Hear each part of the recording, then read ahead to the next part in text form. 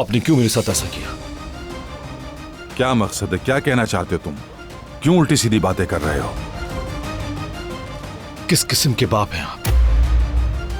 एक बाप चाहे कितना ही बुरा क्यों ना हो, अपनी औलाद को नुकसान नहीं पहुंचाता, लेकिन आपने बाबा ऐसा ही किया। ये कैसी बहकी बहकी बातें कर रहे हो फरहाद?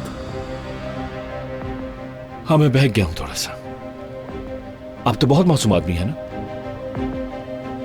गौर से देखिए, मैं फरहाद, आपका बेटा, वही बेटा जिसको आप बहकाते रहे। आप क्या समझते हैं कि आपके कारनामों का इल्म नहीं है मुझे, जो आप जवाहिर को सब बता कर आए? बहुत छोटी हरकत की आपने।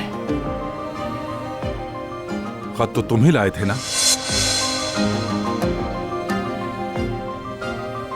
आफरीन, आप क्या मुझे बेवकूफ समझते हैं? मुझे पता है कि वो लेटर आप ही ने बरान के ऑफिस में जाकर रखा था बाबा,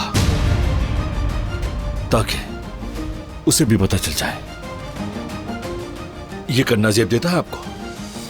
एक बाप ऐसा कैसे कर सकता है अपनी औलाद के साथ? कभी कभार मेरे दिमाग में अजीब ख्यालात आते हैं कि आप मेरे असल बाप हैं भी कि नहीं, क्योंकि मैंने अपनी जिंदगी में आप जैसा बाप कभी नहीं देखा।